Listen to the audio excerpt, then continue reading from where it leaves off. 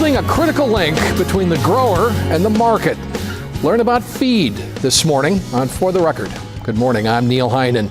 It certainly says something about the sophistication and maturity of the greater Madison region's food systems that so much energy is going into creating commercial kitchens where food entrepreneurs and nonprofit organizations and others can turn local food into products for the store shelf, the food pantry, or school cafeteria. One such kitchen is oh so close to reality, and this morning you'll learn what it is and how you can help. The initiative is called FEED, the Food Enterprise and Economic Development Kitchens.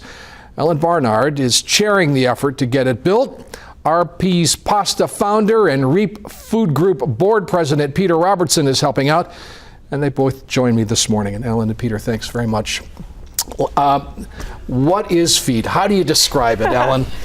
I describe FEED as a food business incubator, primarily.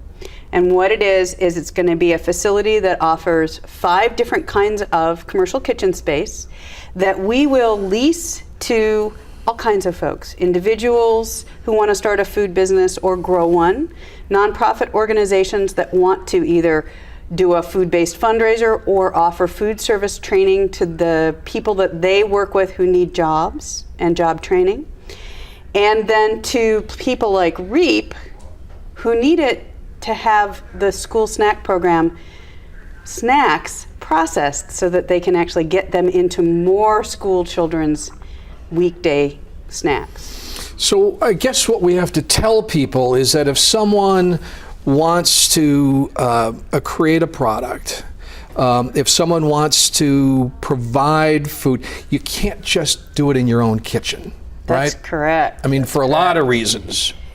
And Peter, you want to talk about how that works in the commercial food world? Absolutely, because when I went to start my business, I was very naive about that as well. And, obviously I started in my living room, not the kitchen, because that's the only place I had space to make pasta.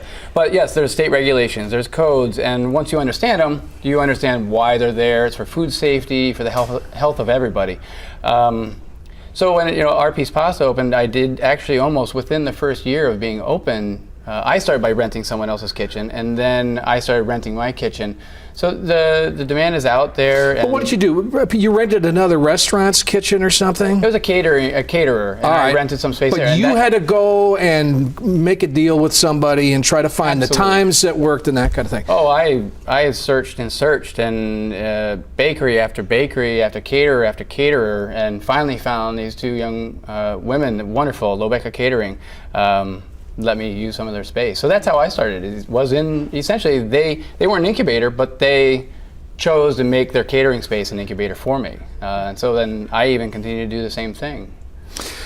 And then the other piece of this is the growing demand, right? I mean, there are more and more people. As I said, we're getting more sophisticated and more mature in our food systems about wanting to extend the harvest, wanting to have products available year-round. Yep. Yeah. So we have demand from food entrepreneurs. I get between 2 and 5 inquiries a week, people like Peter starting out that need a space. And then we got a grant actually from the state of Wisconsin. We're going to develop a team of people that will offer processing services to small farmers, small farmers who can't take advantage of the bigger processing services, but when they have extra food, so 10,000 pounds of extra tomatoes that they can't sell before they go bad, this team will take those tomatoes and turn them into sauces, salsas, or freeze them so that these farmers can then sell them to their customers throughout the rest of the year rather than allowing them to go to waste. And so what we'll be doing is diverting a lot of food from the compost piles that otherwise would be formed by this excess food that the farmers have every year. It doesn't matter. Every farmer has extras that they can't sell, and now they'll be able to do so. So that's a tremendous difference in both the availability of local food to our community, and it will also increase the income of these farmers because it will allow them to sell more further into the season. All right, let's get some more of the practical stuff out of the way. Where is this going to be? What's it going to look like? How big? The facility is going to be on the north side. We're currently looking at a site that is near the airport. If you know, there's a business park along Packers Avenue, and that's the site that we're looking at. It's a 5,400 square foot building. We did choose to build from scratch because the existing buildings that were out there would take more money to retrofit. And so instead of trying to figure out a way to fix up a building that currently existed, we decided to start from scratch so we do it right. There's a lot that we're trying to fit into a fairly small space, and so we wanted to make sure it was engineered correctly and would work well for all the users. The space will have, again, 5 different kitchens for different kinds of work, so a produce kitchen, a training kitchen for food service training, a meat kitchen, a bakery area, and then sort of a multi-purpose kitchen that they can do a variety of things. Deli prep is what we're calling it. And then we're also going to offer frozen storage, cooler space, and dry storage for the users. In addition to that, we're going to offer business classes. So let's say we've got somebody like Peter was when he was just starting out and he wants some help with developing a business plan, finding business financing, thinking about how to grow the business, and in fact grow the business out of this incubator eventually. We'll have people available and classes available to help people do so. And what's the price tag? We're going to talk about fundraising a little later in the show, but what's the overall number and where are you? The overall number that we're trying to raise is $1.4 million, and we have raised about $650,000.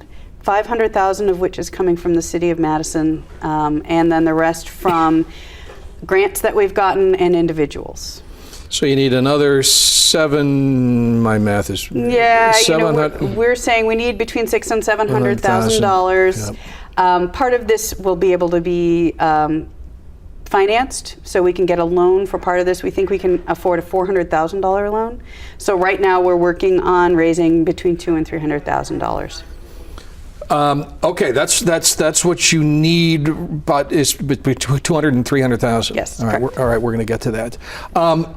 All right, Peter, I want to bring REAP back into this just because I really think it helps inform the conversation about this new facility. A lot of people are familiar with Community Groundworks and MaxSac and all of the great markets that we have, the good work that REAP does. Tell me how this kitchen sort of helps the whole food community here. Well, I'm glad you bring that up because that's actually how I ended up really getting tied into needing to make sure this feed project happens.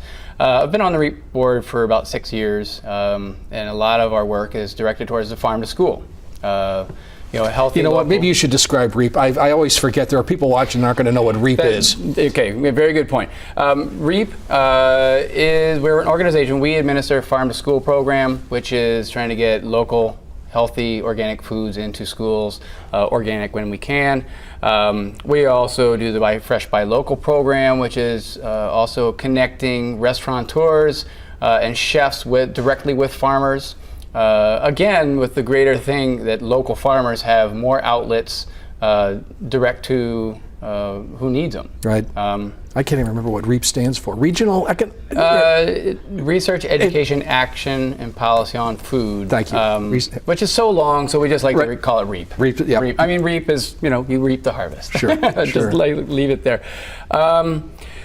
But so the Farm to School program is obviously one of our greater focuses. It includes a lot of access for children who don't have access to good snacks. So the snack program is a large component of how we've actually been able to get this access of farmer produce into the schools. It started as a small snack program, has grown. We ran it out of RP's Pasta for 2 years, doing dicing, chopping, using our space. The Willie Street Co-op, their off-site kitchen, did it for a year, I believe. And that's not what I specifically do. That's not what the off-site kitchen does. And so we're trying to find a home for that snack program. And the feed kitchen will, hands down, be able to handle it. We'll be able to expand it to more schools, and even into that. The school district has said that they will utilize produce that can come through the feed kitchen for their menu planning, their summer program. They'll definitely put it in because it's during the harvest. and then we'll work on the fall and winter menu planning as well to use local produce. All right, we're going to talk more about that, who's going to be able to use this group, how people can help when we come back right after this.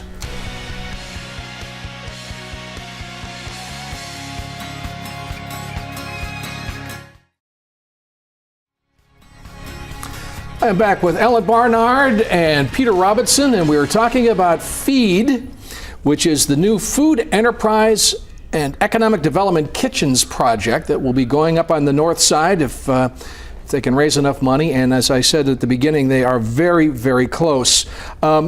Peter, you were talking about the school component, and for folks that have been following the food discussion for the last 10 years or so, they know there's a growing demand for healthy food in the schools. Mm-hmm. But I think people understand that there have been some bureaucratic barriers that some of which probably should be more easily dealt with than others, and some of which are somewhat legitimate, I suppose.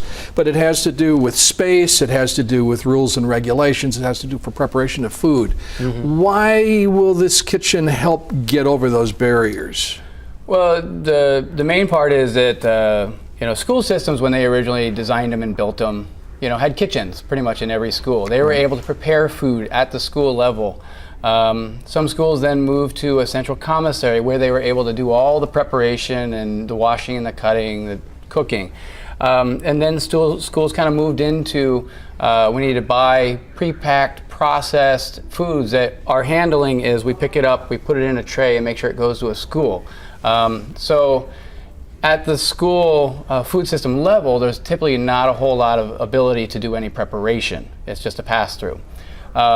With that new change of, well, we do need to get local healthy foods. We need that place that can do the preparation, the handling, the pass-through with all the state regulations and able to meet the schools' needs and their codes of GAP certification, which is good agricultural practices on the farm level, which is it's kind of a food safety paperwork that ensures that the food coming off the farm is clean and ready for preparation. This facility will be able to maintain that and get foods to the schools at that level.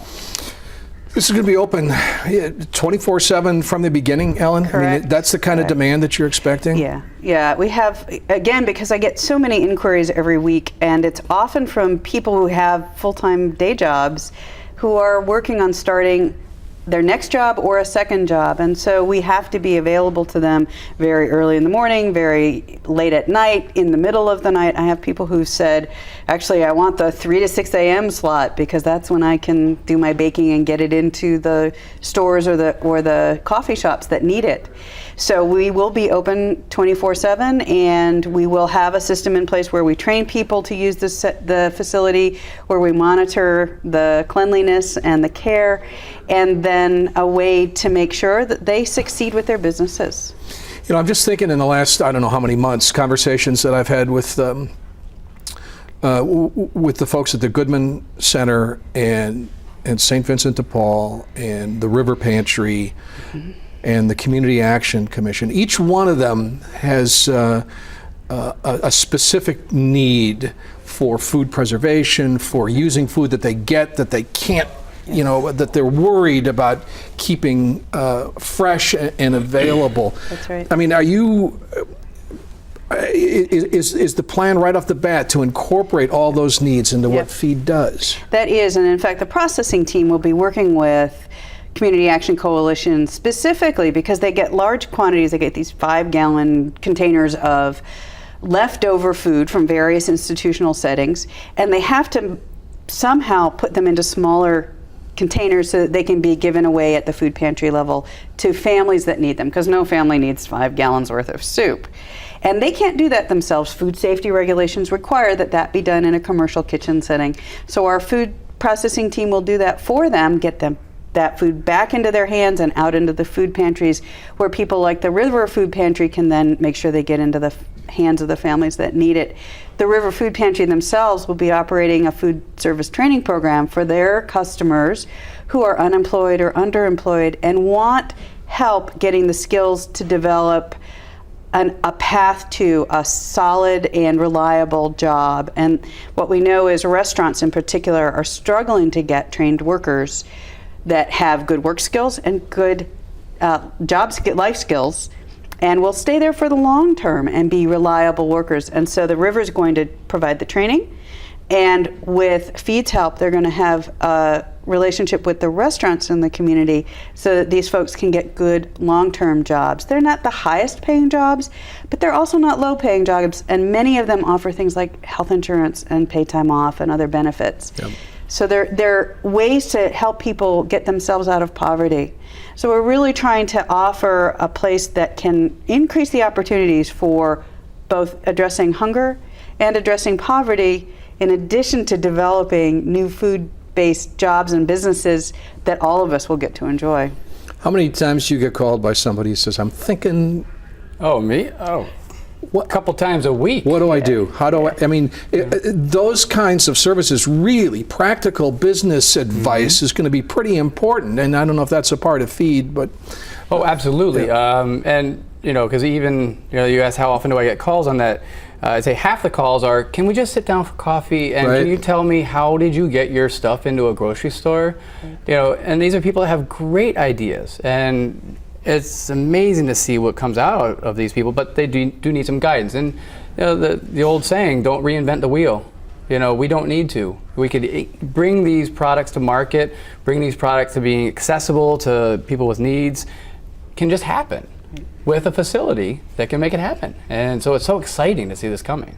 Does this instantly affect local farmers who are going to start thinking about the next growing season? Yes. We're actually our team will be working with those farmers and helping them plan their crops for the next season so that they can grow more of a specific crop that we know will be needed either by restaurants or by food service industry, and so that they can start thinking about what recipes they would like us to make for them that they can then sell at their farm stands.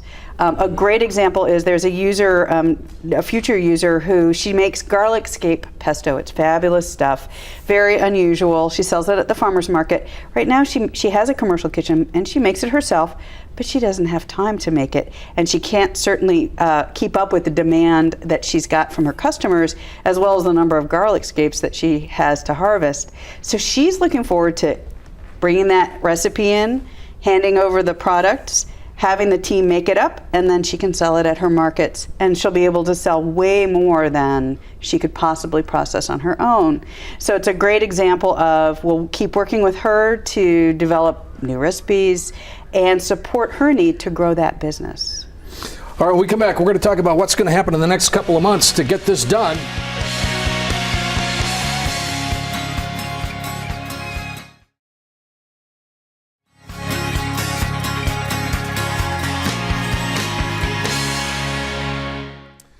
I am back with Ellen Barnard, who is the chair of the Feed Project, trying to build the food enterprise and economic development kitchens on Madison's north side. Peter Robertson, who you know is the founder of RP's Pasta, is also the president of the REAP board and is a supporter of the Feed Kitchen. And just let's be as explicit as we can here, Ellen, with plans over the next few months and deadlines to raise the money to put a shovel in the ground. Yep. So we're working on many different fronts. One of the things that we have been doing is meeting with people who have an interest in Feed and saying, who do you know who loves food, who loves business, who wants to support this project and might be interested in donating? It is a 501c3, so this is all tax-deductible donations. And so one of our efforts is to work one-on-one with people who have money, care about our community, and want to make donations. So that's one of our approaches, and we have meetings planned every week with new people to discuss the project, to ask them for money, to get their support, and also ask them to connect us with other folks. We have house parties that people are going to be holding for Feed. We're trying to get one a week through July and August, and what that is an individual who may not have a lot of money themselves but has a lot of friends holds a party at their house. They invite their friends. They make it very clear that a donation would be asked toward the Feed Project. They will get information about feed. They might participate in some local food tastings or tastings from some of the future users of feed. And they'll get to be a part of building this project. So that's going to start in July, and we're hoping again for about one a week. So if you or anybody you know would love to hold a party, we would love to have you. And if you get an invitation, please join us. We are also working with several organizations and restaurants to do benefits. So we're in conversation with Tori and Tracy Miller to talk about a benefit at either Graze or L'Etoile or both. We're in a conversation with Food Fight for the same reason. And we're looking at other restaurants and organizations that can hold benefits for us. And then we're talking about at least two very large fundraisers, one this fall and probably one next spring, to help us continue to raise the money. And those will be spearheaded by other organizations, other businesses in town, but supported by our staff. Any of the money matching grants? We don't have any matching grants yet. We're approaching two different entities to ask for that, though. Okay, so but no deadlines as far as that's yet. And I mean, when do you want to put a shovel in the ground? We would like to start building this fall. Okay. We want to be open by April 1st of next year. Okay. And so what we need to know is that we have that between $200,000 and $300,000 committed. We don't need to have it in hand, but we need to have it committed by September of this year. And we're going to keep fundraising to try to reduce the long-term debt that we might have to take for the project beyond September. But our very bottom line is we need to have commitments for that between $200,000 and $300,000 by this September, so that we know we're on solid footing. We can move forward, break ground in October, get this thing built. And what's the best way for people who want to help in any way? Maybe they want to hold a house party. What's the best way to contact you? Best thing to do is to go to our website, okay. feedkitchens.org. Okay. There's a link to email me directly. There is also a link to donate directly, and you can do an online donation to the Northside Planning Council, which is the organization sponsoring feed. Yep. And it's all tax deductible and goes directly into the feed account. So those are the best ways, and I promise I'll call you back. And if a week from now all anybody can remember is REAP, and you can go to REAP. They'll send you. You'll send them in the right direction. We know how to find her. Hey, thanks you two very much. Good luck with the rest of this. We'll come back and wrap up For the Record in just a second. Did we touch on anything? Jan? My thanks to Ellen and Peter again for joining me this morning. And if you want more information or want to participate in building the Feed Kitchens, it's feedkitchens.org. Thanks for joining me. We'll see you next Sunday on For the Record.